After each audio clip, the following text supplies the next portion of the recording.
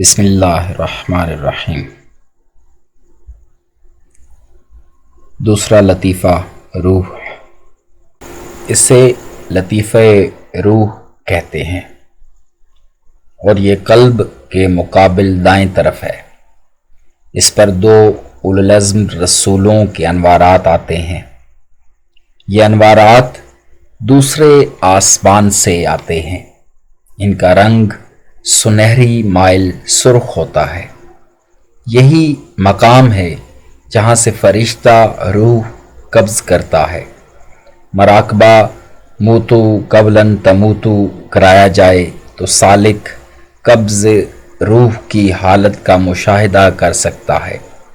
جن دو ہستیوں کے انوارات اس پر آتے ہیں، ان میں پہلے حضرت نوح علیہ السلام ہیں اور دوسرے حضرت ابراہیم علیہ السلام۔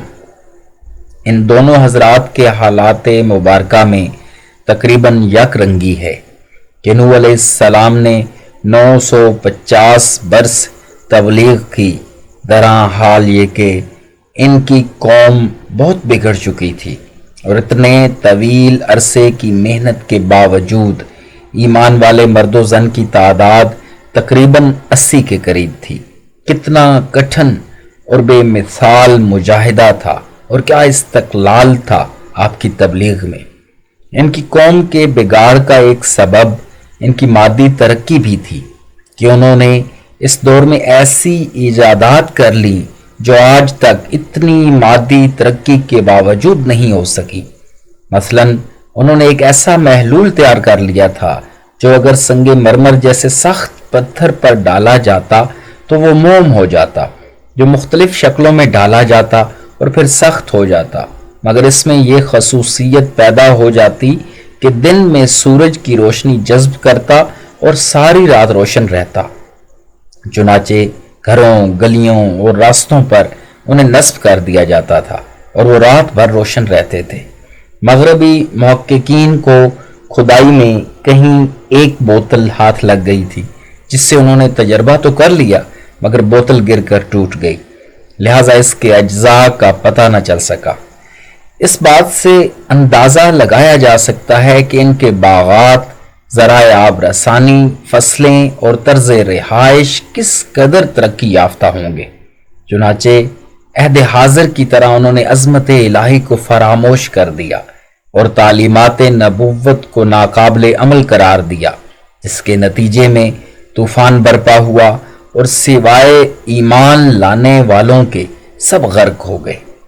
حضرت نوح علیہ السلام کا ایک سگا بیٹا بھی غرق ہونے والوں میں تھا، بلکہ سورہ ہود میں جو ارشاد ہے، یا ارض ابلعی ماءک و یا سماء اقلعی، کہ اے زمین پانی جذب کر لے اور آسمان برسنا روک دے، تو جہاں پانی جذب ہوا میری سمجھ کے مطابق وہی جگہ برمودا ٹرائی اینگل ہے کہ جس کی زد میں آج بھی کوئی شے آتی ہے زمین کی تہوں میں اتر جاتی ہے، وہ بحری جہاز ہو یا ہوائی جہاز، پھر اس کا کوئی نشان نہیں ملتا۔ چنانچہ آپ کی کشتی کوہ جودی پہ رکی اور آپ علیہ السلام نے پھر اسی محنت اور جذبے سے دنیا آباد کی اور آدم ثانی کہلائے، استقامت عقیدے اور اعمال میں، اور اسی بنیاد پر پھر انسانیت کی آبیاری فرمائی۔ لہٰذا ان برکات کا پرتو جب سالک پر وارد ہوتا ہے تو عقیدے کی اصلاح، استقامت اور دنیا میں حق پر عمل اور اس کی اشاعت میں پامردی جیسے اوصاف نصیب ہوتے ہیں۔ حق کی اشاعت میں تائید باری نصیب ہوتی ہے، نیز باطل قوتوں کے خلاف دعا قبول ہو کر امداد غیبی کا سبب بنتی ہیں۔ اسی دوسرے لطیفے یعنی لطیفہ روح پر دوسرے انوارات حضرت ابراہیم علیہ السلام کے ہوتے ہیں۔ جیسا کہ پہلے عرض کیا جا چکا ہے کہ دونوں حضرات کے انوارات مل کر سرخی مائل سنہری نظر آتے ہیں۔ حضرت ابراہیم علیہ السلام بھی اولو العزم رسول ہیں۔ بچپن میں گھر سے ابتدا ہوئی تو خود والد سے اختلاف ہوا کہ ان کے والد شاہی بت قدا کے لیے بت بنایا کرتے تھے۔ عموماً لوگ اپنے بڑوں کی پیروی کرتے ہیں، مگر انبیاء علیہم السلام صرف اللہ کے حکم کی اطاعت کرتے ہیں جو انہیں وحی الہی سے نصیب ہوتا ہے۔ پھر معاشرے سے ٹکر ہوئی جب آپ علیہ السلام نے بت کدا کے بت توڑ دیے اور بات بادشاہ تک پہنچی۔ دربار شاہی میں بات ہوئی، آپ نے بادشاہ کو لاجواب کر دیا تو اس نے جلا کر آپ کو آگ میں ڈالنے کا حکم دیا، مگر اللہ نے آگ کو حکم دیا کہ تو بے شک آگ ہے، جلانا تیرا کام ہے، مگر تو آگ ہی رہ کر میرے خلیل کے لیے باد بہاری بن جا۔ یہ جو کہا جاتا ہے کہ آگ گلزار ہو گئی، یہ بات قرآن کے ارشاد کے مطابق سمجھ نہیں آتی کہ وہاں گلزار بننے کا حکم نہیں، بلکہ فرمایا یا نار کونی بردم و سلامن علی ابراہیم، کہ اے آگ جلانا چھوڑ کر میرے خلیل کے لیے ٹھنڈی اور سلامتی کا باعث بن جا۔ لہذا آگ لکڑیاں کو تو جلاتی رہی مگر خلیل اللہ علیہ السلام کے لیے بہار ساما ہو گئی۔ پھر آپ علیہ السلام نے ہجرت کی اور بے شمار مشکلات کا سامنا استقامت سے فرمایا۔ پھر بڑھاپے میں حضرت اسماعیل علیہ السلام جیسے فرزند سے نوازا تو اہلیہ محترمہ اور بچے کو بیت اللہ شریف کے مقام پر چھوڑنے کا حکم ہوا۔ چنانچہ مائی صاحبہ کا صبر، پھر پانی کی تلاش، زمزم کا نکلنا اور پھر حضرت اسماعیل علیہ السلام کی قربانی، غرض ایک مسلسل مجاہدہ، ایثار اور صبر و استقامت کی داستان ہے جس میں قدم قدم پر رحمت باری تعالی لپک لپک کر ہاتھ تھام لیتی ہے۔ ایک عجیب داستان ہے جسے عشق کی نگاہ سے دیکھا جا سکتا ہے، ورنہ مادی نگاہ کی ان جذبات و کیفیات تک رسائی نہیں۔